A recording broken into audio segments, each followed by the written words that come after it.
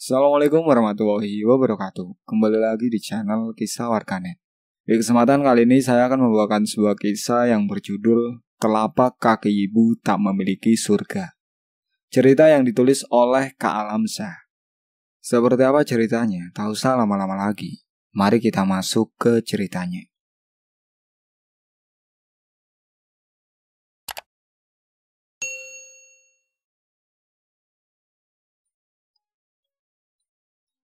Sudut pandang orang pertama, Wiwin.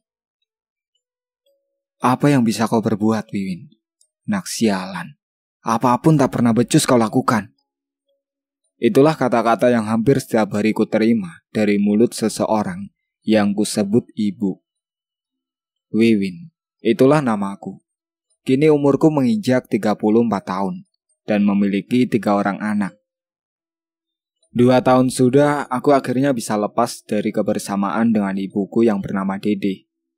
Selama 32 tahun aku hidup dengannya, tak pernah kurasakan kebahagiaan sekalipun dalam perjalanan kehidupanku. Meski begitu, aku selalu menghormatinya. Awal mula kisah diawali saat ayah dan ibuku berpisah saat umurku 4 tahun. Masih kuingat kasih sayang ayah saat memangkuku, terbalik dengan sikap ibuku yang seolah tak pernah menginginkan kehadiranku. Hingga satu peristiwa menimpa keluargaku. Masih teringat di ingatanku ibu menampar ayah, hingga menyebabkan ayah pergi dan tak pernah kembali di hadapan kami. Saat itulah hari-hariku berubah seperti neraka dalam kehidupan dunia ini. Tak pernah hadir kembali senyum di wajahku, jangankan tertawa. Sebatas hidup bergairah pun aku tak sanggup membuatnya. Lepas perpisahan ayah dan ibu, aku sebagai anak pertama dari 2 bersaudara selalu menjadi alat pelampiasan amarah dan murka ibuku. Padahal ibuku bukanlah orang yang miskin secara harta. Dari segi pekerjaan, ibuku bisa menyaingi laki-laki dari segi pendapatan. Ibu sejatinya adalah seorang pekerja keras dan tak pernah mengeluh. Namun entah apa yang terjadi padanya, sikap baiknya kepada orang lain tak bisa dia lakukan kepadaku, selaku anaknya. Berbanding terbalik dengan adikku yang sangat ibu sayangi sepenuh hati. Apapun bisa ibu berikan kepada adikku yang bernama Rahman. Sedangkan aku hanya bisa melihat dari sudut rumah di mana ibu selalu memanjakan adikku. Teteh, ini ada kue yang diberikan ibu, jangan bilang ini dariku ya teh. Ucap Rahman sambil memberikan kue kepadaku secara sembunyi-sembunyi. Walaupun Rahman sangat dimanjakan oleh ibu, tapi kasih sayangnya terhadapku tidaklah sekejam ibuku. Sifat kasih sayangnya sangat mirip dengan ayahku yang entah pergi kemana.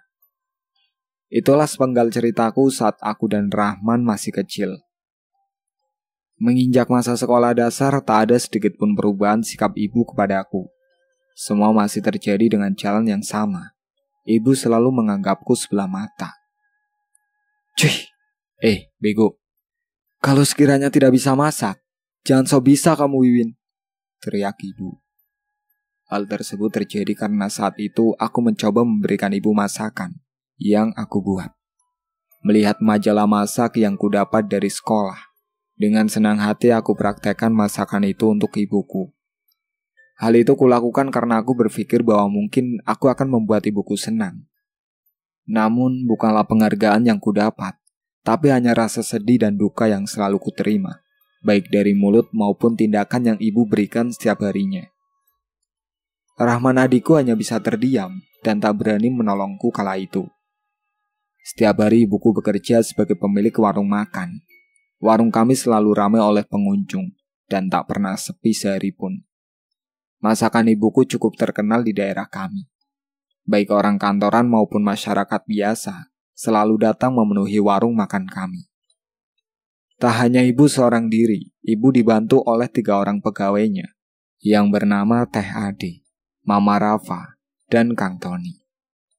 Semua pegawai warung makan ibuku juga mengetahui akan sikap ibu kepadaku. Melihat hal tersebut, aku merasa lebih dekat dengan mereka dibanding ibuku sendiri. Mereka sangat baik padaku selama ini.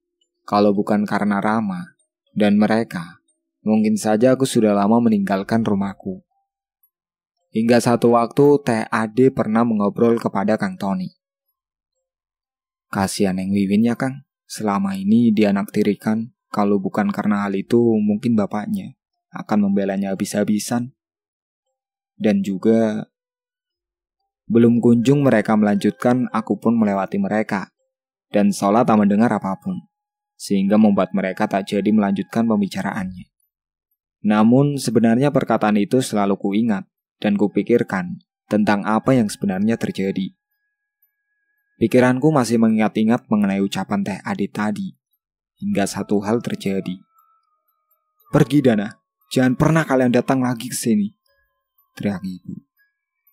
Kulihat ibu tengah mengusir beberapa orang berpakaian gamis dan sorban yang ku tahu saat ini disebut jamaah tablik, yang biasa menyiarkan agama dari satu pintu ke pintu yang lain.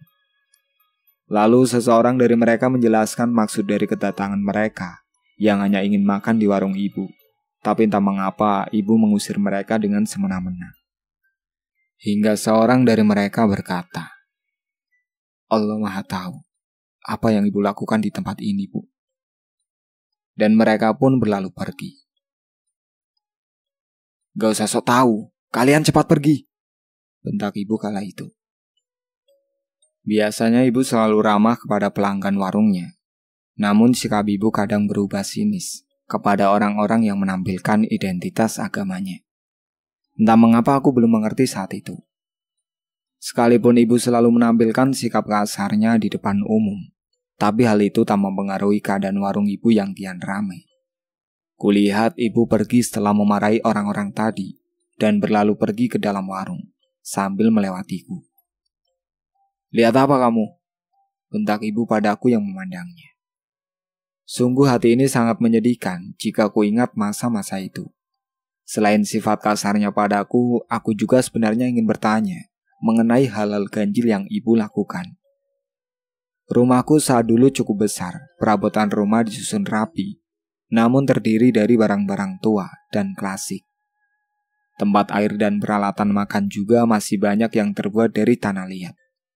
Perabotan bambu juga menemani kesan tempo dulu rumah kami. Tak hanya itu yang membuat hatiku penuh tanya. Satu ruangan yang selalu ibu kunci juga menjadi hal terbesar dalam tanyaku. Tiap malam ibu selalu memasukinya.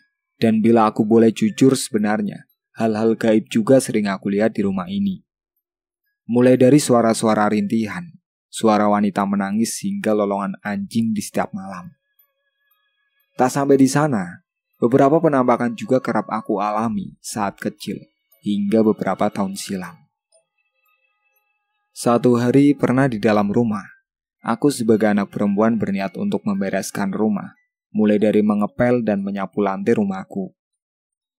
Tapi apapun yang kulakukan tak pernah di mata ibu. Sedikit saja lantai rumah masih terlihat sedikit basah, maka mulut ibu dengan senang hati akan mengertiku.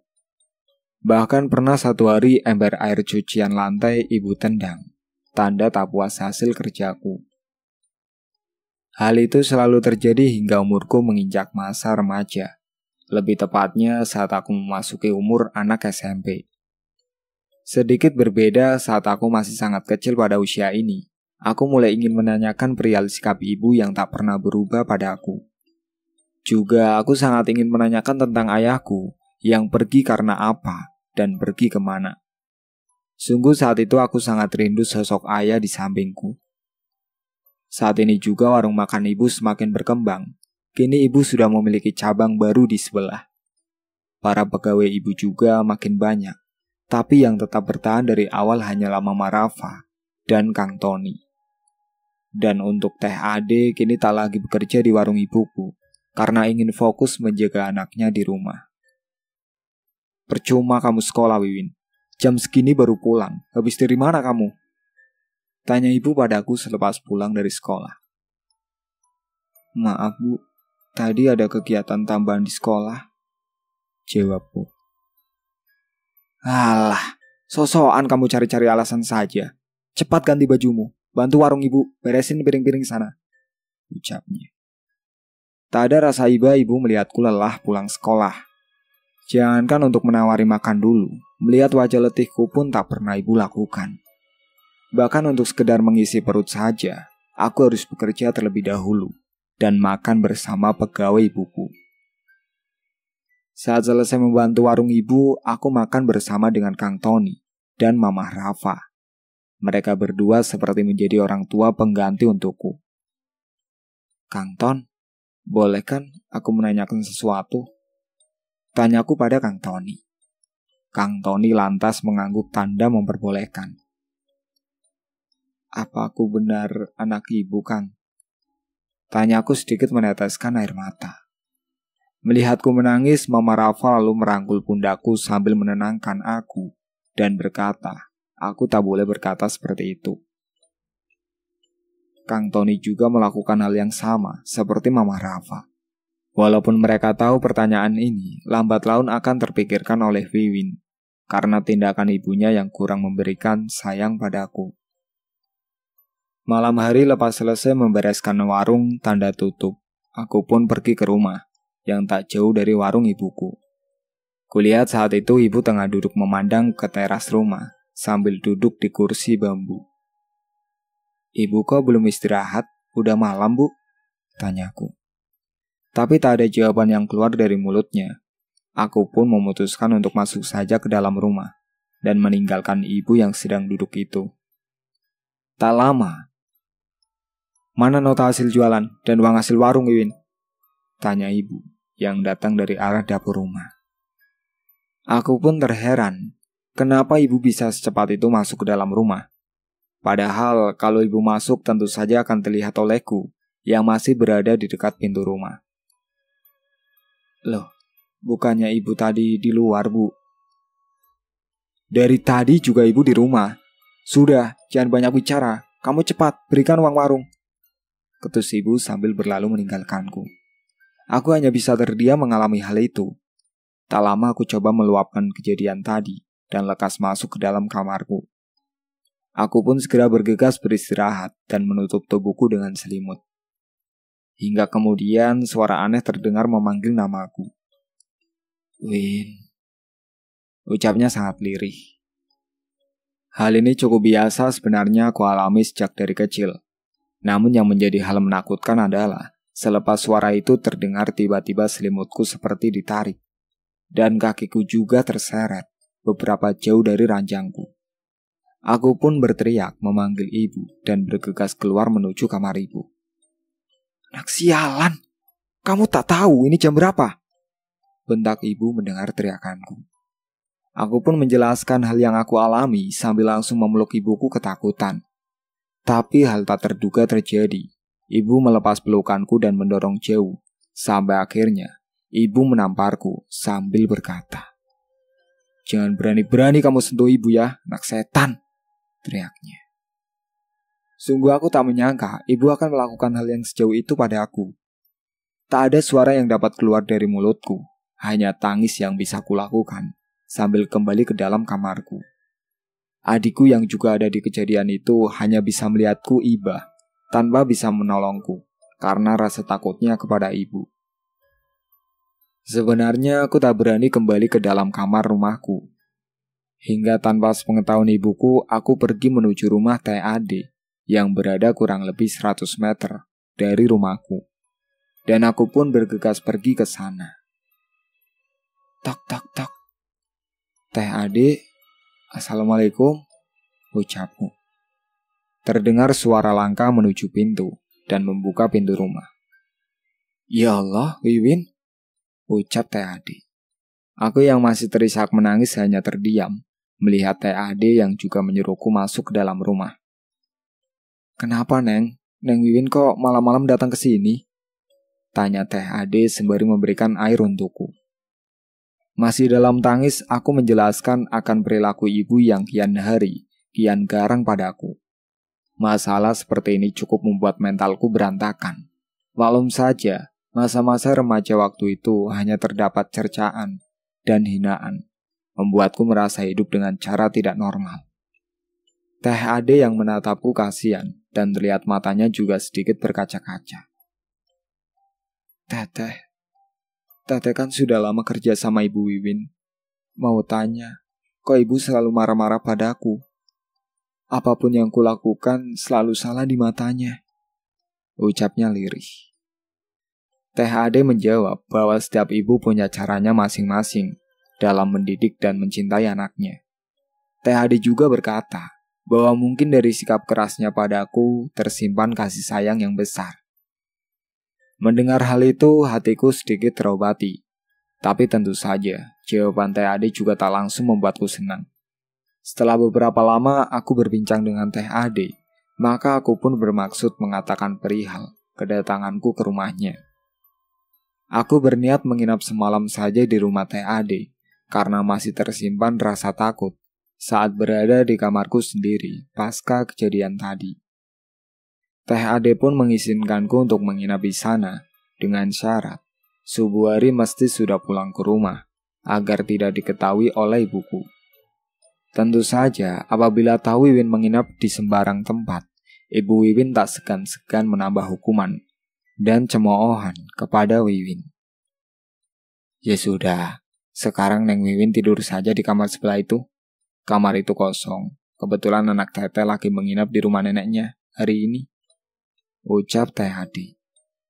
Aku pun lekas pergi menuju kamar tersebut setelah sebelumnya berterima kasih atas bantuan Teh Ade malam ini. Badanku kubaringkan di ranjang kamar itu, meski lamunanku atas tamparan ibu masih terngiang di ingatanku. Tapi rasa kantuk juga sudah mulai menyerang mataku.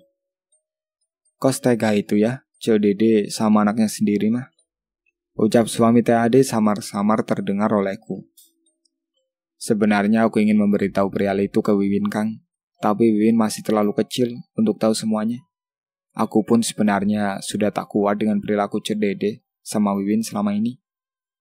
Andai saja Kang Rohan tahu tentang Wiwin, sudah barang tentu Cel Dede tak akan berani melakukan itu, ucap Teh Ade. Kang Rohan, siapa dia? Tanyaku dalam hati saat sedikit menguping pembicaraan mereka. Sudah, kamu jangan suka ngomongin hal itu lagi mah. Nanti terdengar Wiwin bisa panjang urusannya, tegur suami Teh Ade. Setelah teguran itu terdengar, aku pun semakin penasaran tentang sosok Kang Rohan yang disebutkan Teh Ade dan suaminya itu. Tapi tak ada lagi kelanjutan perbincangan mereka yang kudengar lagi malam itu.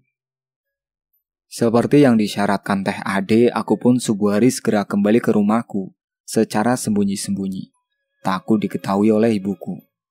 Sebenarnya masih banyak hal yang ingin kutanyakan kepada Teh Ade setelah aku mendengar obrolan mereka. Tapi aku pun takut membuat Teh Ade semakin kesusahan, dan aku urungkan pertanyaan itu. Beberapa tahun kujalani kehidupanku bersama ibu. Kini aku telah memasuki usia 15 tahun, bertepatan dengan awal mula semua rahasia hidupku sedikit demi sedikit terbuka. Di usia itu, aku sudah mulai terbiasa dengan gangguan-gangguan gaib yang selalu menerpaku. Bahkan bisa disebut saat ini, aku sering dicap sebagai anak indigo.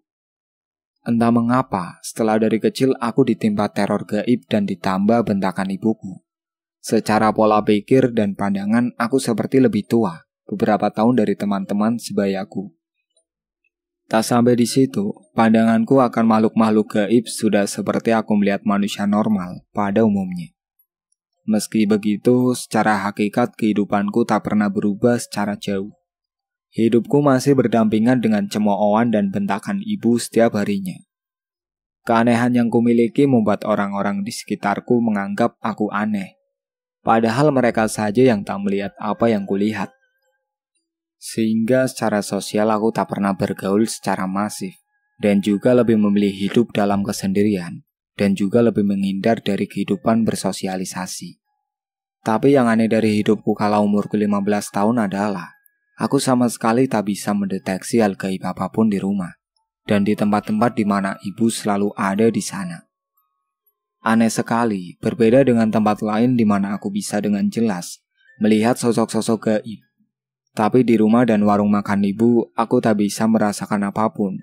Justru gangguan-gangguan gaiblah yang selalu menimpaku kala berada di rumah, ataupun di warung makan milik ibu. Saat pulang sekolah, tak ada satu orang pun yang selalu mengajakku pulang bersama. Semua hal hanya kulalui dalam kesendirian saja. Kedekatanku dengan orang lain hanyalah bersama Rahman adikku, Kang Tony, Teh Adi, dan Mama Rafa. Hanya mereka yang bisa membuatku menjadi orang normal saat berbincang. Satu hari selepas pulang sekolah, kulihat sebuah motor baru terpajang di teras rumahku. Pikiranku kala itu berpikir jika mungkin motor itu adalah untukku.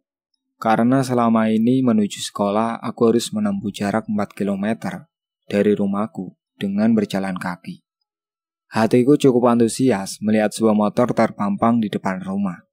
Lalu aku masuk ke dalam rumah dengan rasa harap ibu berkata, motor itu adalah untukku.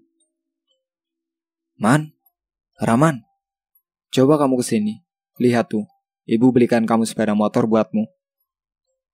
Terdengar ucapan ibu sambil memanggil adikku Rahman. Hatiku sangat dongkol mengetahui motor tersebut adalah untuk adikku. Padahal dalam hati aku berkata bahwa sekolah adikku tidaklah jauh dan sekolah pun tak membolehkan siswanya membawa sepeda motor. Berbalik dengan keadaanku yang mesti berjalan sejauh 4 km tanpa diberi uang jajan sama sekali oleh ibu. Mengetahui hal itu, aku pun hanya berlalu ke kamar dan segera mengganti baju untuk membantu warung ibu seperti biasanya. Dari awal mula masuk SMP hingga SMA, aku memang dididik ibu untuk membantunya di warung makan. Bahkan untuk makan dan istirahat, ibu tak pernah membedakanku dengan semua pegawainya. Walaupun aku berstatus anak pemilik warung, tapi bagiku aku tak lebih dari pegawai bagi ibuku sendiri. Bahkan aku bekerja tanpa upah dan uang jajan sekalipun setiap harinya, dari semenjak masuk SMP hingga SMA. Wiwin, sini kamu, ucap ibu sedikit memanggil dengan tegas. Cepat kamu pergi ke pasar, sana ambil belanjaan ke toko si Haji, perintah ibu. Mendengar hal itu, Kang Tony pun memberanikan diri berkata kepada ibu, Cek, biar saya saja yang ambil belanjaannya ke sana. Neng Wiwin baru pulang sekolah terus belum makan. Lagi pula belanjaannya banyak dan juga sedikit jauh tempatnya. Kasihan Neng Wiwin, ucap Kang Tony mencoba menolong Wiwin. Alah, apa-apaan kamu Tony? Udah, biarin, biar dia tahu rasanya kerja, bentak ibu kepada Kang Tony. Kang Tony hanya terdiam tak berani meneruskan percakapannya. Begitupun dengan karyawan lainnya, hanya bisa menunduk sambil memberikan kode sabar padaku. Aku pun mau tak mau menuruti perintah ibu untuk pergi mengambil belanjaan. Sungguh pilu hati ini, sebenarnya selalu mengalami hal ini sepanjang hidup. Namun semangat harus tetap berjalan. Hingga di tengah perjalanan kulihat sosok laki-laki menaiki sebuah mobil. Sosok itu sangat aku kenali. Bapak! Teriakku. Melihat bapak yang tengah kulihat saat ini, membuat kakiku ingin mengejarnya. Tapi langkah kakiku tiba-tiba terhenti, teringat perintah ibu untuk mengambil belanjaan warung. Lalu kuputuskan untuk mengambil belanjaan terlebih dahulu, dengan secepat mungkin, agar dapat segera bertemu dengan bapak. Iya, aku yakin itulah bapakku yang bernama Junaidi. Wajahnya sangat kukenal, karena setiap malam aku menyembunyikan satu fotonya saat ibu akan membakarnya dulu. Bergegas aku mendatangi toko Pak Haji dan berkata padanya untuk mengambil belanjaan ibu. Dan untuk mempercepat keadaan aku pun menyewa ojek untuk mengantar aku dan belanjaan ibu ke rumah.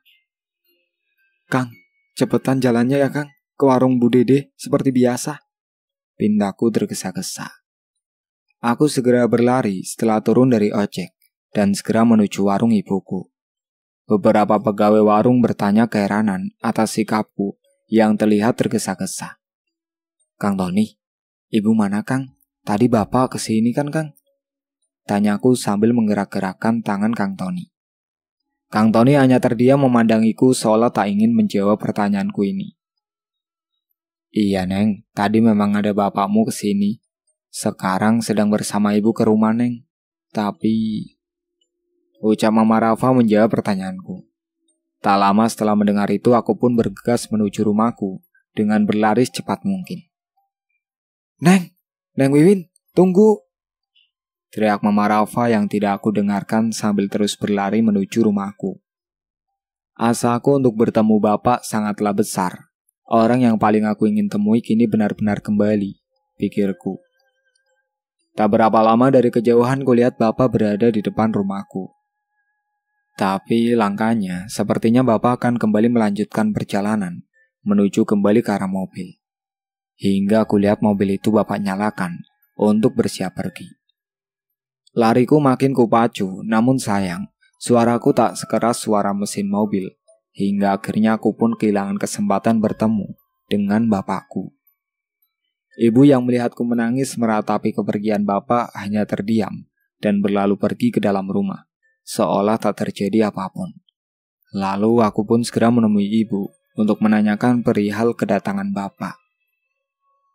Ibu, tolong Bu kasih tahu Wiwin, kenapa bapak pergi? Di mana bapak, Bu? Kenapa bapak datang ke sini, Bu? Wiwin rindu bapak, Bu. Teriakku kepada ibu dengan diiringi tangisan yang hebat. Bapakmu tak tinggal dimanapun. Ya udah mati, Wiwin. Ingat, kamu jangan pernah bertanya apapun tentang bapakmu lagi sama ibu. Bentak ibu padaku, memberikan jawaban yang tidak aku harapkan. Aku hanya bisa tertegun menangisi kepergian bapak. Harapan satu-satunya untuk melihat bapak kini telah sirna. Aku pun menyandarkan tubuh lelahku ke dinding rumah. Isak tangis masih menyertaiku. Hingga satu waktu 2 orang terlihat olehku, sedang memandangiku dari luar pagar rumah.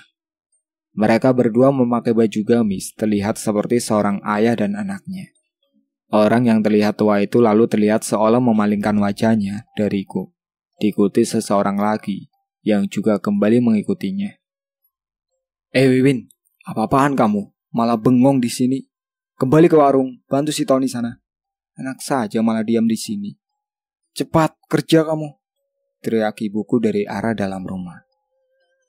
Dengan keadaannya masih diliputi kesedihan, aku pun kembali pergi ke warung. Semua pegawai satu persatu mulai memandangiku. Bahkan Kang Tony yang melihatku sangat bersedih, hanya dapat mengusap rambutku dan meminta agar aku bersabar atas perilaku ibu. Di dalam kegiatanku membantu warung, aku pun masih terlarut dalam lamunan akan kepergian bapak tadi. Hingga beberapa saat kemudian seseorang memberikan salam. Assalamualaikum teteh, mau makan? Ucapnya. Mataku segera aku alihkan kepada orang itu. Dan kulihat ternyata orang tersebut adalah seseorang yang melihatku tadi saat di rumah. AA-nya tadi yang lewat di depan rumah ya? Tanyaku. Beberapa saat berbincang akhirnya diketahuilah bahwa mereka merupakan warga baru di kampungku. Mereka berdua merupakan ayah dan anak yang ku ketahui bernama Arif sebagai anaknya dan Ustadz Umar selaku ayahnya. Lalu selesai menyiapkan pesanan mereka, aku pun segera mengantarkannya ke meja di mana Arif dan ayahnya duduk. Assalamualaikum, maaf Pak, maaf A.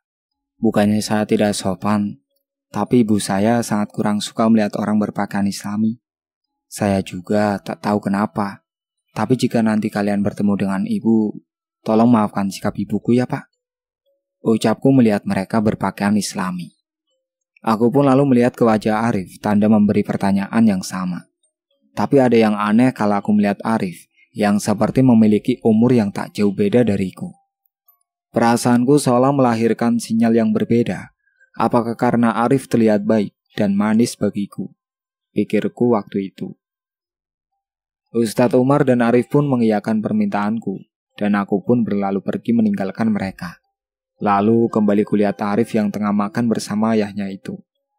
Saat bekerja aku pun secara tak sadar selalu mencuri-curi pandang ke arah Arif.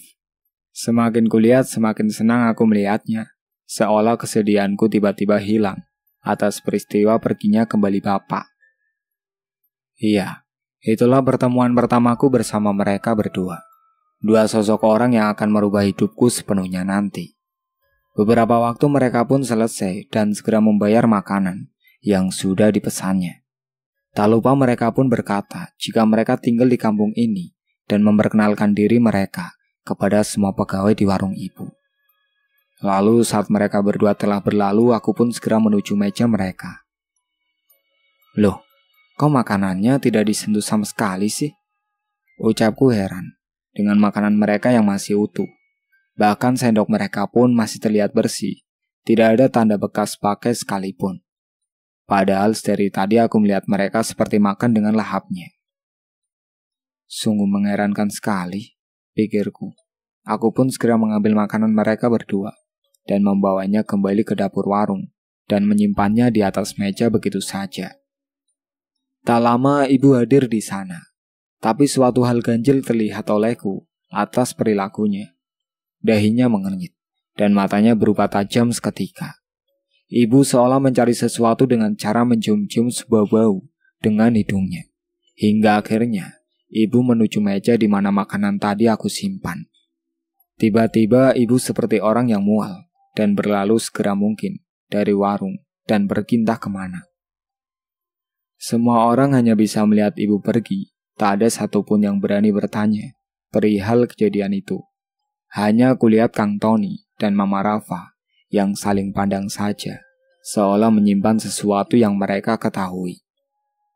Sebenarnya saat usiaku yang menginjak 15 tahun ini, banyak sekali hal yang ingin kuungkap. Mulai dari bapak, perilaku ibu, dan juga diriku sendiri yang bisa melihat hal-hal gaib. Sungguh semuanya membuatku menjadi gadis yang kerap dipandang aneh oleh teman dan beberapa tetanggaku di sana. Kehidupanku semenjak menginjak SMP hingga sampai menginjak SMA tak pernah diisi dengan bermain bersama teman. Pagi sekolah, siang membantu ibu, hingga malam, itulah hidupku. Tak ada yang membuatku memiliki pengalaman bersama dengan teman-teman. Jangankan memiliki kekasih, sebatas teman baik saja aku tak punya. Sampai akhirnya satu hal terjadi padaku. Ketika pulang sekolah, pandanganku teralihkan ke masjid di kampungku. Masjid itu bisa dikatakan sepi, karena jarang sekali digunakan untuk tempat berkumpul, ataupun mengisi suatu acara keagamaan. Hanya beberapa orang saja yang terlihat di sana. Itu pun hanya untuk melaksanakan sholat saja. Sedangkan untuk acara hari besar, keagamaan dan lainnya, tak kulihat terjadi di masjid itu. Saat itu kulihat masjid itu cukup ramai, orang berkumpul. Beberapa pria dewasa aku tengok sedang melakukan kegiatan di sana. Dan lalu pandanganku tertuju kepada Arif yang tengah menggulung-gulung karpet masjid. Dan beberapa orang juga terlihat membersihkan lantai masjid dan membersihkan halamannya. Arif lantas melempar senyum padaku, yang kusambut kembali dengan senyum maluku. Ini adalah pertama kalinya seseorang pria terlihat sangat menarik bagiku, hingga aku berlalu pergi dari sana, dengan senyumku yang kembali hadir, entah kenapa. Selepas tibanya di rumah, seperti biasa, aku langsung pergi ke warung untuk segera membantu Kang Tony dan Mama Rafa. Tapi, kuliah di sana ibu tengah mengobrol dengan Mama Rafa dan Kang Tony. Tony, dan kamu Ida. Ida ini nama asli Mama Rafa. Ingat, sudah aku bilang kan, dari lama, jangan sampai ini terjadi. Aku sudah curiga saat melihat makanan itu kemarin. Lain kali tengok sedikit kalau ada pembeli. Ucap ibu sedikit meninggi. Kang Tony dan Mama Rafa hanya bisa terdiam saat ibu berkata demikian. Hingga akhirnya ucapan ibu terhenti saat aku tiba di sana. Ibu pun berlalu pergi dari mereka, sembari menatapku sinis. Neng udah makan? Tanya Mama Rafa yang kala itu juga melihatku. Belum Mama Rafa, Wiwin baru aja pulang, jawabku. Kang Tony dan Mama Rafa kemudian membawaku masuk ke dapur dan membawakanku sepiring makanan. Kasihan Neng Wiwin, mau makan pun harus lihat dulu ibu ada atau tidak di warung. Sabar ya Neng, ucap Kang Tony kasihan. Di sela aku makan, kulihat Mama Rafa dan Kang Tony kembali melanjutkan pekerjaan mereka berdua. Kang Ton, tadi ibu kenapa? Tanyaku singkat. Kang Tony hanya menjawab bahwa ibu hanya membicarakan masalah pekerjaannya saja. Padahal aku tahu ada hal lain yang mereka ketahui. Namun aku tak memperpanjang pertanyaanku padanya. Mama Rafa, Kang Tony, apa kalian tahu siapa Kang Rohan? Tanyaku. Mama Rafa dan Kang Tony tiba-tiba saja kaget bukan kepalang mendengar pertanyaanku. Dengan cepat mereka segera menghentikan pekerjaan mereka dan mulai bertanya dari mana aku tahu nama itu. Neng, punten. Sekali jangan pernah sebut nama itu, Neng. Apalagi depan ibu. Ucap Kang Tony ketakutan. Aku yang keheranan tak mengerti, hanya bisa melihat wajah mereka yang ketakutan dan khawatir. Aku pun kembali bertanya, bukankah bapakku bernama Junaidi? Dan Kang Rohan itu siapa? Kepada mereka berdua. Tak ada jawaban yang bisa mereka keluarkan, selain harapan mereka, agar aku bertanya mengenai hal-hal itu. Melihat mereka begitu gelisah, aku pun meminta maaf, dan tak melanjutkan pertanyaanku. Walaupun tentu saja dalam hati aku sangat ingin mengetahui semua itu. Beberapa hari tak ada kejadian ganjil yang ku alami, hingga akhirnya Arif dan beberapa pemuda kampungku datang ke warung. Aduh, punten Aa, bukan maksud gak sopan, tapi kalau Aa mau makan, maaf, semuanya sudah dipesan. Ucap Kang Tony yang tiba-tiba saja menghampiri Arif dan berkata demikian. Aku yang melihat itu tentu saja menegur apa yang Kang Tony lakukan terhadap Arif. Loh Kang, kok gitu? Tanyaku. Kang Tony hanya menyimpan telunjuknya di bibir. Isyarat aku tak boleh bertanya. Kulihat wajah Kang Tony yang sedikit gelisah membuatku bingung dan keheranan. Assalamualaikum Kang. Maaf, saya cuma mau kasih tahu. Beberapa hari lagi Isra Mi'raj. Saya datang ke sini barangkali warung ini mau sedikit menyumbangkan dana untuk acara nanti. Ucap salah seorang dari mereka. Kang Tony yang hanya mendengar itu lantas terlihat lega dan sedikit tertawa. Mungkin juga sedikit malu atas apa yang dilakukannya. Kang Tony pun lantas memanggil Mama Rafa dan memintanya mengambil beberapa uang untuk diberikan kepada mereka. Pandanganku juga teralihkan kepada Arif yang juga melihatku. Tak ada tegur sapa di antara kami. Namun aku yakin dari sorot matanya, kulihat ada sesuatu yang ingin Arif ucapkan. Hingga akhirnya Arif hanya memberikan salam tanda pamit dari warung. Selepas pulang dari warung kurang lebih pukul 10 malam, aku pun pulang menuju rumah. Setibanya di rumah, kulihat beberapa orang memenuhi teras rumahku. Segera aku percepat langkahku untuk melihat hal yang terjadi. Ku dengar teriakan adikku mengerang hebat. Ya Allah! Teriakku melihat adik yang tengah kerasukan. Beberapa orang juga terlihat menahan adikku yang berontak dengan hebat. Dan ibu hanya bisa memegang tangannya sambil menangis ketakutan. Pergi kalian dari sini. Ini tanahku. Ini tempatku. Ada yang menggangguku di sini. Teriak adik yang tengah kerasukan hebat. Tak ada satupun yang bisa menenangkannya, hingga tiba-tiba Ustadz Umar datang ke rumah bersama tetanggaku yang memanggilnya. Adikku yang masih kerasukan langsung melotot dan menunjuk-nunjuk Ustadz Umar berulang kali. Adik semakin beringas seolah ingin menerkam Ustadz Umar yang selalu membacakan doa-doa dan memegang kepala adikku. Tak lama adik terkulai lemas dan terjatuh tak berdaya ke lantai. Beberapa orang langsung mengangkatnya ke dalam kamar. Selesai semua kejadian itu, semua orang masih berkumpul. Dan Bapak-bapak, makasih atas bantuannya. Sudah sudi menolong anakku. Namun yang aneh, ibu sama sekali tak mengucapkan sepatah kata pun kepada Ustadz Umar. Malahan tatapannya seperti menyimpan satu misteri kepadanya. Aku hanya banyak terdiam melihat itu dan segera menemani adik yang tengah lemas terlentang di atas tempat tidurnya. Kudengar ibu masih terdengar berbincang-bincang dengan beberapa orang di luar.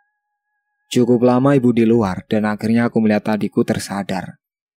Dengan memberikan segelas air, aku pun mulai mengobrol sedikit dengan adikku dan bertanya mengenai hal yang dialaminya itu. Seingatku tadi aku mau pergi ke WC teh, tapi di sudut dapur tiba-tiba kulihat sosok menyeramkan yang begitu saja menabrakku. Hanya itu yang kuingat sampai akhirnya aku ada di kamar ini.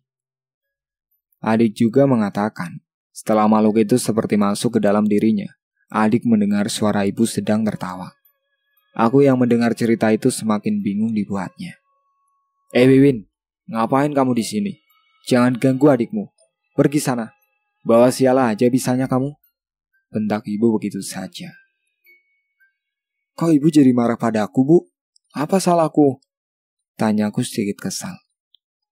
Berani jawab kamu sekarang, bentak ibu kembali padaku. Aku hanya tertunduk diam menahan perasaan kecewa dan marah dengan keadaan ini. Walau saat itu aku sangat ingin mengatakan sesuatu, tapi rasa takutku masih sangat besar pada ibu. Lepas semua, mulut ibu tak berhenti menyudutkanku kala itu. Hingga aku pergi menuju kamar pun, celotehannya tak pernah berhenti. Anak sialan, anak setan, si pembawa sial, tak berguna. Itulah kata-kata yang hampir setiap hari ku dengar di telinga dari mulut ibuku. Hingga satu ketika aku sudah tertahan dengan semua umpatannya padaku.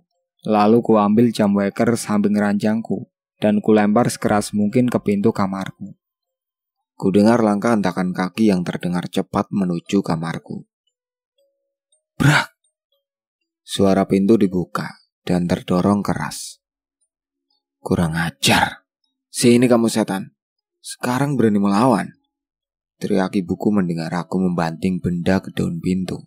Saat dirinya berceloteh dijambak dengan kuat dan menarikku keluar kamar. Beberapa kali aku menerima tamparan dan umpatan dari ibuku sendiri. Hal itu terus diulangi tak berhenti hingga adikku keluar dan menahan keberingasan ibu saat menyiksaku. Bu, udah bu, kasihan teteh bu. Teriak adik menahan tangan ibu sambil memelukku erat. Kalau saja adikku tak menahan ibu, mungkin aku sudah menerima banyak siksaan. Hingga akhirnya ibu menghentikan amarahnya. Karena melihat adikku yang juga ikut menangis, memohon belas kasih ibu agar segera memaafkanku. Ingat kamu, Wiwin, kamu makan di sini, tinggal di sini. Jadi jangan pernah bersikap seolah-olah kamu pantas melakukan itu, bentak ibu padaku. Dengan tangis yang masih deras di pipi, adikku segera menenangkanku. Hanya ada adik di rumah ini sebagai obat hidupku yang terluka. Dan karena perasaan yang kian tak menentu, aku pun pergi keluar hanya untuk menenangkan diri. Saat itu pukul 10 malam dan aku duduk di teras rumah dengan lamunanku akan hidup. Esok hari pun tiba. Tak ada tegur sapa yang ibu berikan padaku. Matanya sinis seolah jijik melihatku. Hingga saat akan pergi sekolah, aku coba berpamitan kepada ibuku. Mulai hari ini tak usah lagi kamu sekolah. Sekolahmu sudah gagal mendidikmu untuk hormat kepada ibumu sendiri. Lagi pula kamu wanita, tak usah sekolah terlalu tinggi, ketus ibu. Mendengar hal itu tentu saja hatiku hancur. Tapi aku tak berani membantahnya karena takut kejadian semalam terjadi kembali. Tapi bu, teteh kan baru saja masuk. Lagi pula nilainya juga cukup bagus. Dan teteh juga rajin belajar, timbal adikku. Sudah, kamu diam saja. Jangan terlalu mendukung kakakmu itu. Kamu lihat perilakunya semalam. Apa pantas seorang anak berani seperti itu kepada ibunya? Ucap ibu dengan nada cukup tinggi. Udah gak apa-apa dek, teteh ikhlas. Lirikku sambil pergi menuju kamar. Aku pun segera pergi ke kamar dan mengganti bajuku secepat mungkin. Lalu aku kembali mengabari ibu dan berpamitan untuk pergi saja ke warung untuk membantu Kang Tony dan Mama Rafa. Di perjalanan aku pun berpapasan dengan Arif yang akan menuju toko di seberang jalan. Loh, Wiwin, mau kemana? Kok tumben gak masuk sekolah? Tanya Arif. Iya, tadi agak pusing, jadi aku gak masuk sekolah. Jawabku dengan senyum palsuku. Oh gitu ya, cepat sehat ya. Oh iya, barangkali mau ikut gabung jam 6 sore nanti, ada pengajian rutin. Alhamdulillah, sekarang banyak yang ikut. Bahkan anak-anak remaja seumuran kamu pun banyak yang ikut. Ucap Arif setengah antusias. Insya Allah, ucapku karena aku malu pergi ke pengajian. Akibat tak pernah mengerti akan paham agamaku sendiri. Karena tak pernah dididik oleh orang tuaku. Akhirnya kami pun saling berpamitan dan menuju tujuan masing-masing. Loh, Neng, Kok nggak sekolah? Tanya Mama Rafa padaku. Ibu memintaku berhenti sekolah, Cek. Jawabku sedih.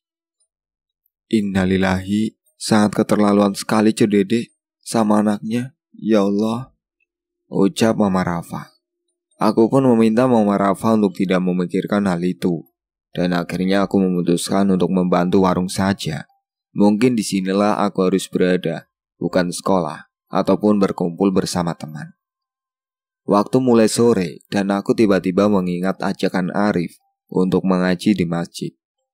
Lalu aku meminta izin kepada Mama Rafa dan Kang Tony untuk bisa pergi ke masjid sebelum warung tutup.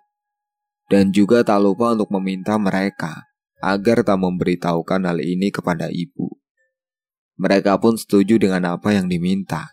Bahkan mereka sangat menganjurkan agar aku rutin saja untuk mengaji, agar bisa mengganti kegiatan sekolahku dan mengobati rasa sepi karena tak lagi bersekolah. Berbekal kerudung dan mukena yang diberikan Mama Rafa dari rumahnya, aku pun bergegas menuju masjid. Namun saat sampai di sana langkah kakiku terhenti karena mendengar anak-anak kecil dengan fasih membaca Al-Quran. Hatiku sangat iri melihat mereka begitu lancar mengaji. Sangat berbeda denganku yang sampai umur 15 tahun ini belum bisa membaca Al-Quran. Kok diam? Ayo masuk, teriak Arif dari arah belakang masjid saat melihatku terdiam. Aku pun hanya tersenyum dan menurutinya saja. Di dalam masjid terlihat banyak sekali anak-anak dan remaja masjid sebayaku. Saat ku masuk mereka melihatku sehingga membuatku kikuk tak berdaya.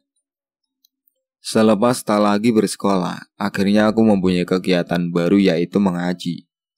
Hal ini kulakukan hingga umurku menginjak 19 tahun. Iya, selama 4 tahun aku selalu ikut mengaji bersama Ustadz Umar dan anaknya Arif. Semua kulakukan tanpa sepengetahuan ibuku dengan bantuan para pegawai warung. Akhirnya aku dengan aman bisa mengaji setiap maghrib bersama Ustadz Umar dan Arif.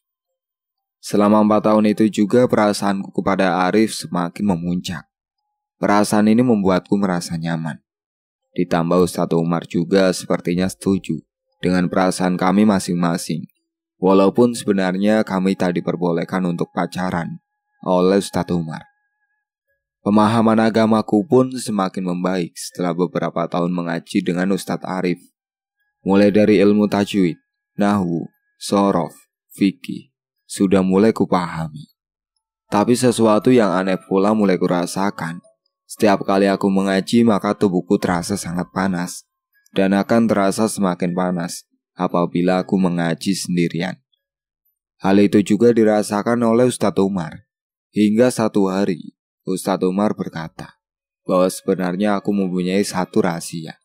Tapi hal itu sangat sensitif dikatakan dan mungkin akan merubah sebuah keadaan. Aku sempat bertanya mengenai hal itu, tapi Ustadz Umar berkata bahwa hal itu belum waktunya untuk diungkapkan. Beberapa hari kemudian, Bu, aku mau bicara sebentar, ucapku pada ibu. Ada apa kamu? Tumben. Besok ada tamu mau datang ke sini, Bu, ucapku sedikit takut. Tamu? Siapa? Mau apa? Tanya ibu dengan wajah sinisnya padaku. Ustadz Umar, Bu. Sore ini mau bertamu, Bu, jawabku. Bodoh. Mau ngapain? Ngomong kok sepotong-sepotong kamu, ucap ibu kesal. Maaf, Bu. Sebenarnya Ustadz Umar bermaksud datang ke sini untuk melamarkan anaknya Arif kepada Wiwin, Bu, ucapku. Hah? Gak salah dengar, Ibu. Baguslah, ucap ibu. Aku tak menyangka bahwa ibu akan senang hati mendengar semua itu. Dengan wajah tak percaya aku pun kembali bertanya untuk memastikan kembali. Ibu jadi setuju, Bu? Tanyaku antusias. Ya seneng lah. Jadi ibu gak ada lagi beban buat ngasih kamu makan. Gak perlu pusing lagi lihat kamu setiap hari. Tak kusangka anak sialan sepertimu ada yang menginginkan ketus ibu. Walau sedikit sakit aku mendengar perkataan ibuku, tapi setidaknya apa yang aku takutkan ternyata tak terjadi. Sudah, kamu segera ke warung sana. Bantu dulu di warung. Sebelum sore, kamu cepat pulang, ucap ibuku. Dengan perasaan senang, aku pun segera menuruti perintah ibu. Setibanya di warung, aku pun tak lupa memberitahu semua pegawai warung, dan mereka pun turut gembira mendengar hal ini. Sepanjang siang, senyumku selalu terpajang di bibirku, mengingat hari ini Arif akan melamarku. Hingga akhirnya waktu yang kutunggu datang, dan aku mulai bergegas pergi ke dalam rumahku. Tapi, kulihat pola sebuah mobil terparkir di halaman rumahku. Dan setelah kubuka pintu rumahku, "Ya Allah, Bapak!" teriakku melihat ada sosok Bapak berada di hadapanku sekarang. Melihat sosok Bapak yang selalu kurindu, aku pun tak tahan meneteskan air mata dan memeluknya seerat mungkin. "Pak, ya Allah, kenapa baru sekarang kita bertemu, Pak?" Lirikku memeluk Bapak. "Maafkan Bapak, Win. Bapak selama ini tak pernah menemuimu. Sekali lagi Bapak minta maaf, Win," ucap Bapak padaku. Ibu pun ada di depan Bapak tanpa ekspresi apapun. "Bapak dengar kamu ada yang mau melamar. Bapak senang dengarnya," tanya Bapak. Aku pun menjelaskan perihal lamaran tersebut ke Bapak dengan panjang lebar, seolah ingin mengeluarkan semua hal yang kupendam selama ini. Wajah Bapak hanya tersenyum, namun mengisyaratkan sesuatu hal yang masih ditutupi. "Ada hal yang mesti kamu tahuin," timpal ibu. Aku pun segera mengarahkan wajahku kepada ibu dengan wajah penuh harap akan apa yang akan dikatakannya. "Kamu harus tahu yang sebenarnya, Win. Sebentar lagi kamu mungkin akan segera menikah. Tapi ada satu hal yang sekarang harus kamu ketahui. Bagi wanita, apabila akan menikah, wajib bagi seorang ayah untuk menjadi wali saksinya.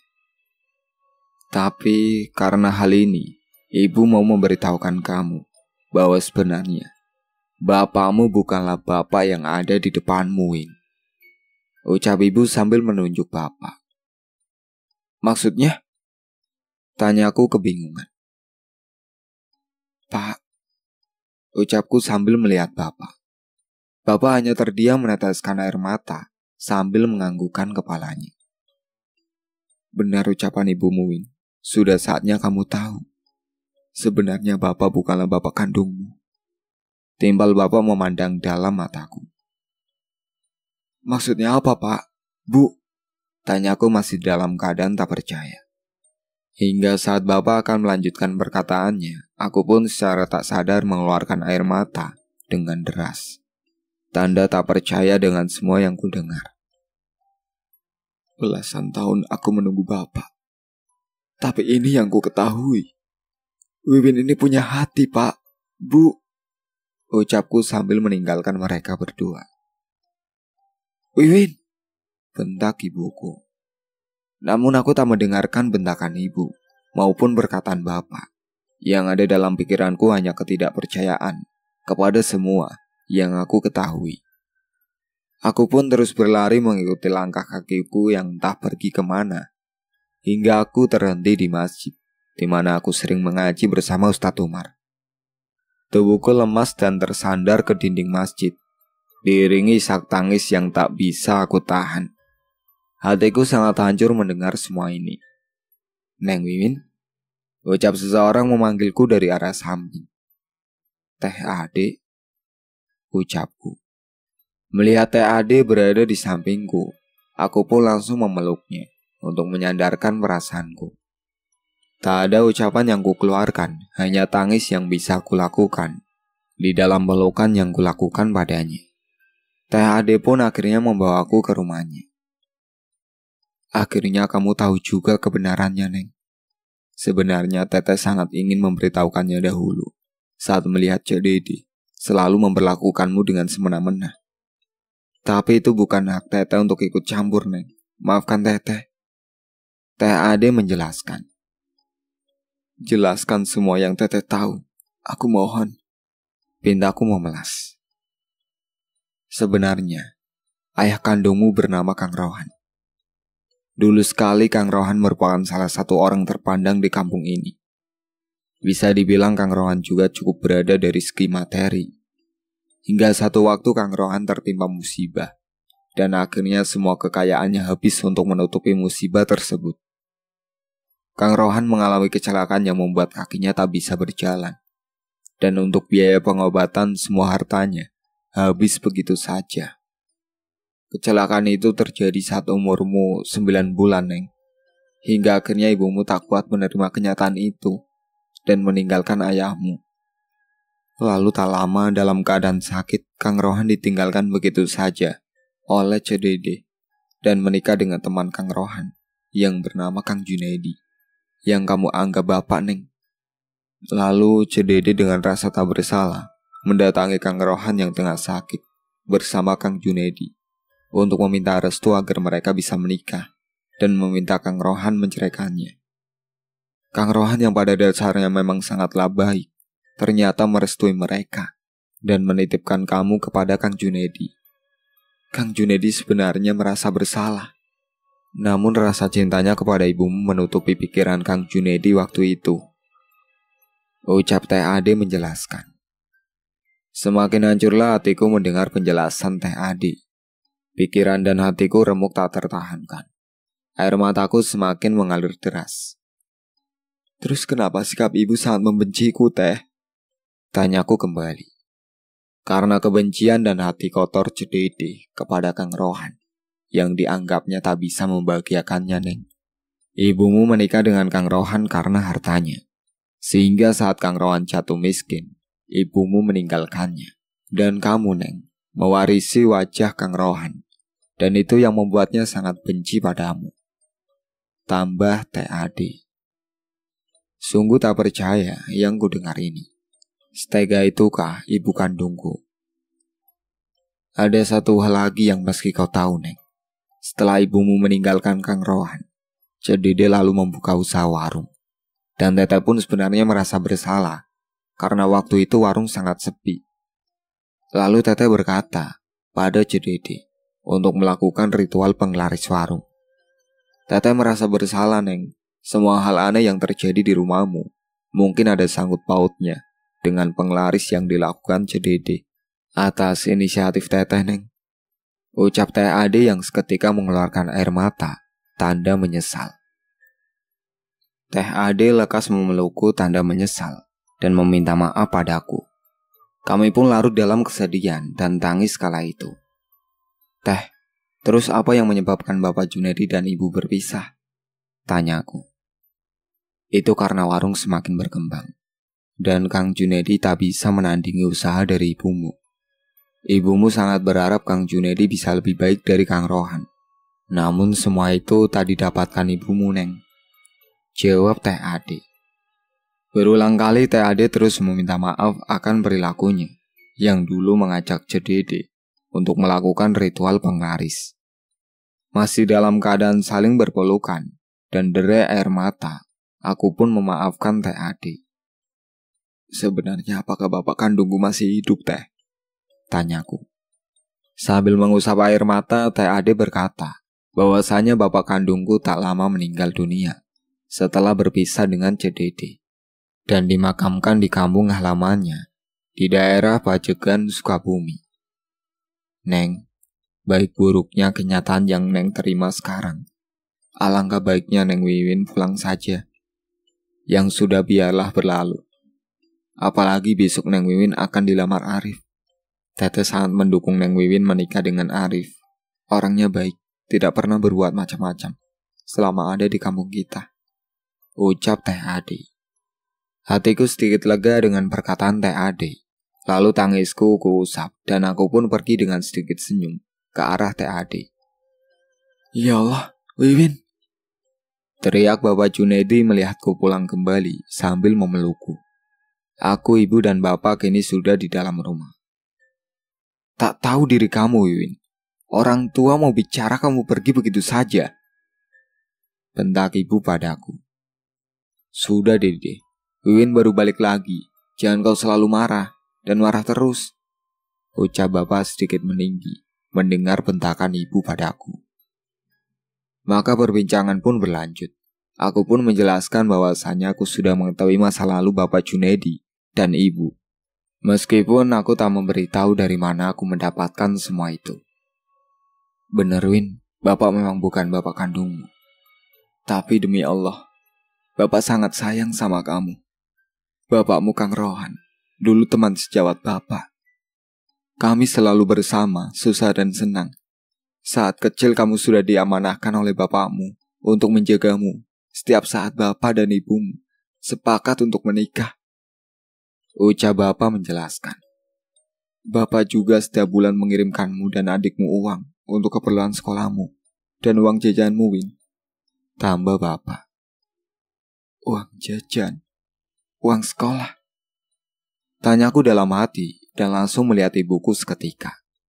Namun aku tak berani mengatakan bahwasannya aku tak pernah diberi uang sepersen pun selama ini oleh ibu. Ibu yang mendengar Bapak mengatakan itu hanya bisa memalingkan muka, seolah tak suka Bapak mengatakan hal tersebut. Akhirnya kami pun bersepakat untuk menerima pertemuan lamaran esok hari. Singkat cerita, waktu yang telah ditunggu tiba.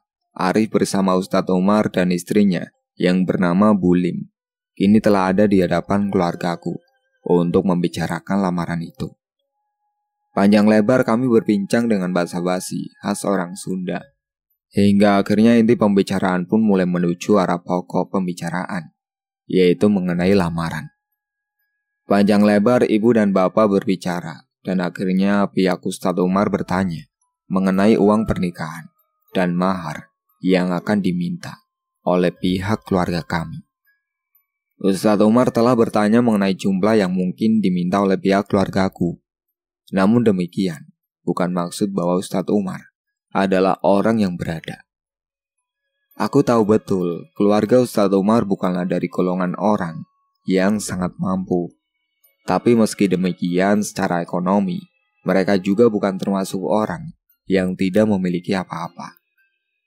Sampai akhirnya, Bapak menjawab pertanyaan Ustadz Umar dan berkata bahwasannya Bapak dan keluarga sangat senang dengan maksud lamaran ini. Tapi belum juga Bapak selesai dalam jawabannya, ibuku tiba-tiba sedikit memotong pembicaraan kami, yang membuatku sedikit tak percaya. Maaf sebelumnya, saya selaku ibunya Wiwin juga sangat senang mendapat lamaran ini. Sebelumnya juga Wiwin sudah memberitahuku maksud dan tujuan lamaran dari Arif, anak Ustadz Umar. Tapi kalau boleh saya memberi saran, saya sangat berhak memberikan jumlah mahar dan uang pernikahan yang mesti ditentukan.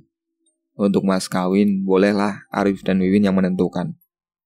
Tapi maaf sekali, kalau untuk uang pernikahan kami akan menerima lamaran ini bila pihak Pak Ustadz memberi kami uang sejumlah 50 juta. Ucap ibu kepada pihak Ustadz Umar.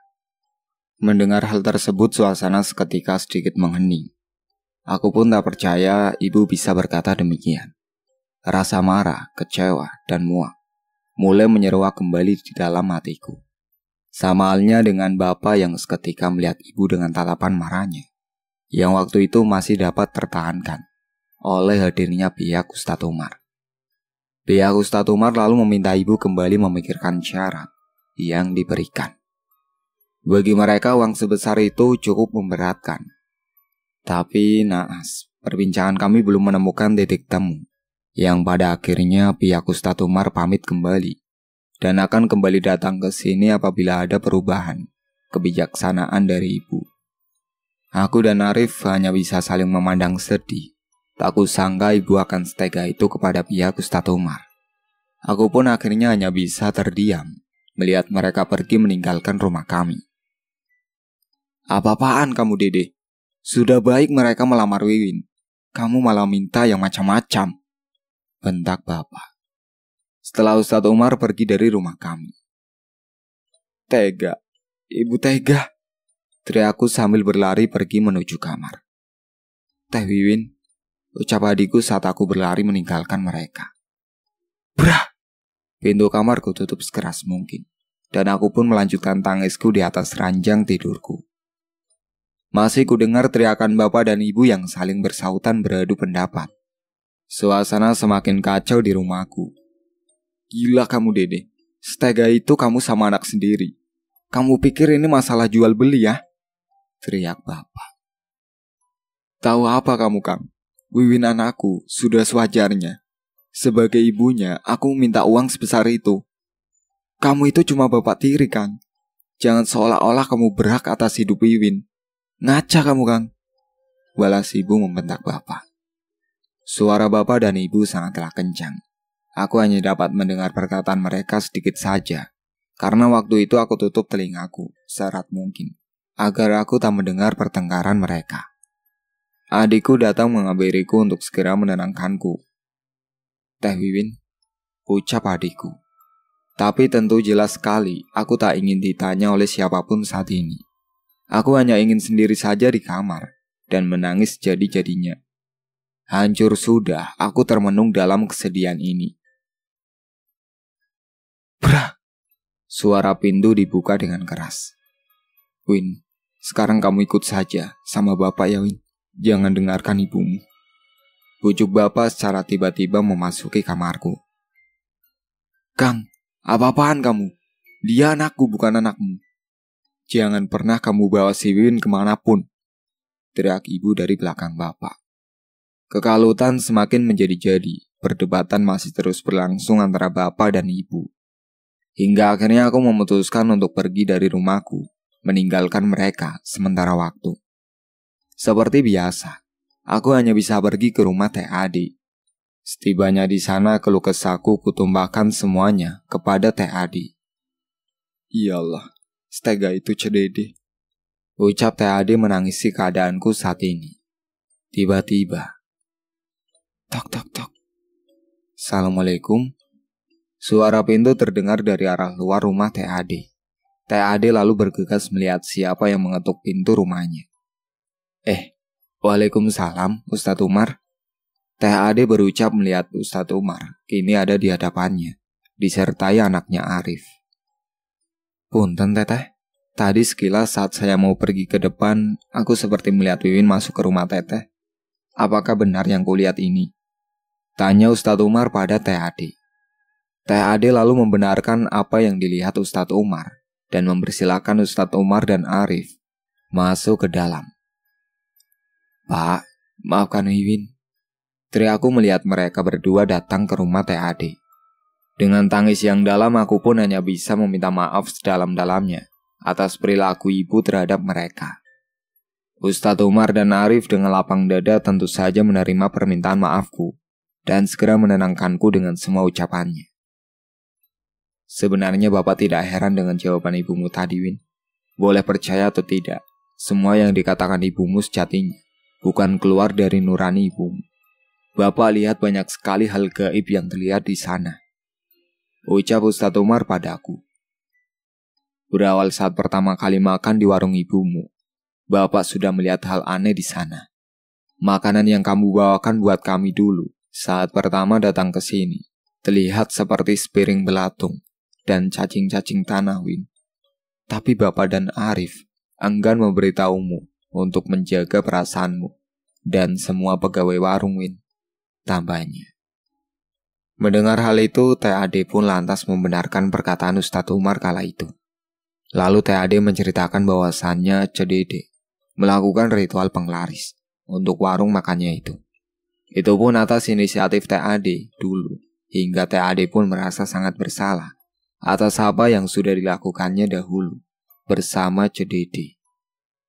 Win, kamu yang sabar ya. Sebenarnya di rumah tadi aku dan Abi sudah sepakat untuk mencari uang yang diminta ibumu. Aku bermaksud untuk menjual beberapa barangku, meskipun itu belum cukup untuk menutupi keinginan ibumu.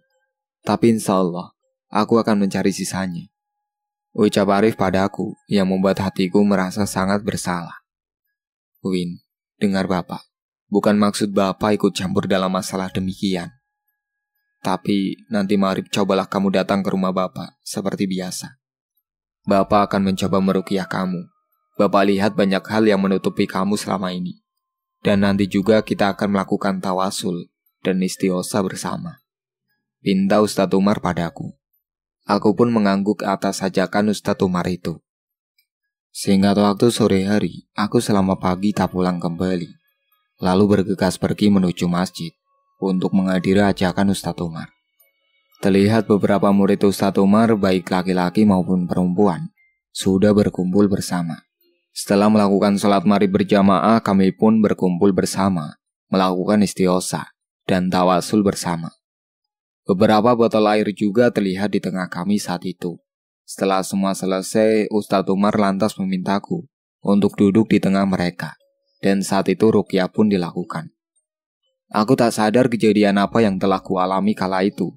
Yang kuingat, aku hanya terbangun saat murid perempuan Ustadz Umar membangunkanku. Mereka berkata bahwa proses ruqyah telah dilakukan. Mereka berkata bahwasannya selama ini aku selalu ditemani makhluk-makhluk gaib yang ada dalam badanku, hasil dari ritual penglaris ibuku. Mereka sangat senang melihat ibuku selalu menyiksa dan memarahiku, dan membuatku juga dapat melihat makhluk gaib yang kadang terlihat oleh mataku. Badanku serasa sedikit ringan kala itu, hingga akhirnya Ustadz Umar menemuiku kembali. Ini air kamu siramkan ke sekitar rumah dan warung ibumu ya, Win. Kamu lakukan saja. Insya Allah menolong kita, Win. Dan satu lagi, setelah kamu selesai menyiramkan air itu, kamu membaca surat Al-Jin.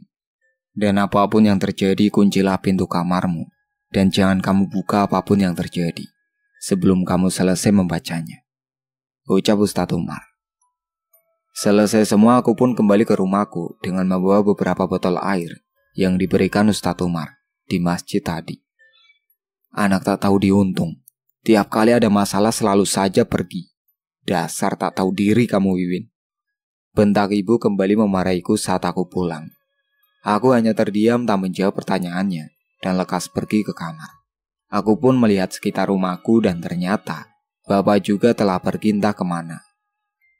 Oh, mulai berani sekali ya sekarang kamu, Wiwin. Jangan harap kamu bisa nikah dengan si Arif tanpa restuku. Sialan kamu, teriak ibu yang tak aku hiraukan. Esok hari aku pun bergegas menyiramkan air itu saat selesai sholat subuh tanpa sepengetahuan ibu. Lalu lepas itu aku pun pergi ke warung dan melakukan hal yang sama.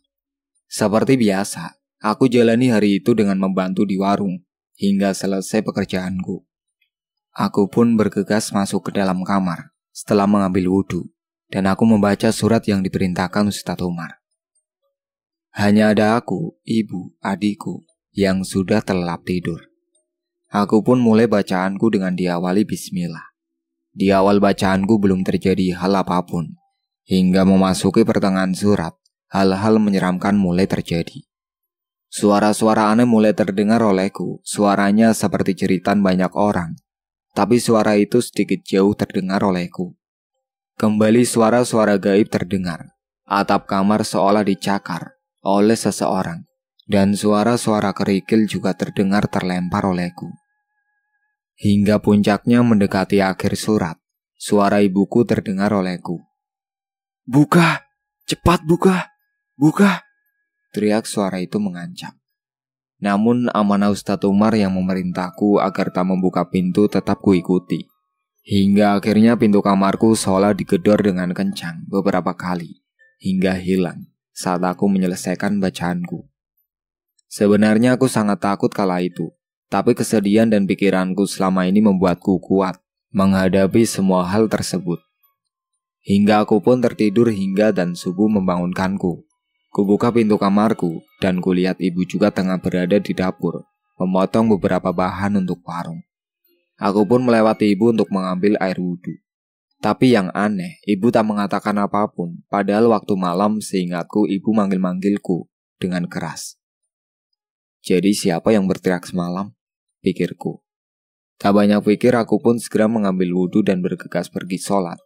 Setelah selesai sholat subuh, aku pun seperti biasa membantu ibu pagi-pagi untuk membawa bahan ke warung. Ibu sangat aneh, kulihat raut wajahnya terlihat pucat dan seolah malas berbicara.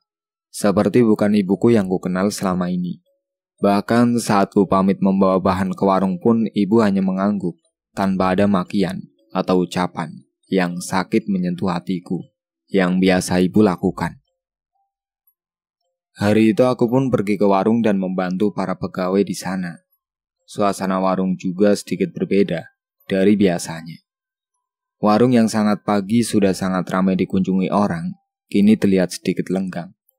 Tak sampai di situ, beberapa orang saat makan siang juga memberikan respon yang tidak biasa. Mereka terlihat mengernyitkan dahi dan seolah ada sesuatu yang kurang sedap di makanan warung. Hal ini terjadi beberapa hari ke depan, tanpa ada perubahan sama sekali. Singkat waktu, sekitar 5 hari kemudian saat sore di warung, aku pun dipanggil oleh tetangga dekat rumahku. "Win, aku diminta ibumu untuk mengajakmu pulang cepat. Kamu pergi ke sana, ada urusan katanya," ucap tetanggaku itu.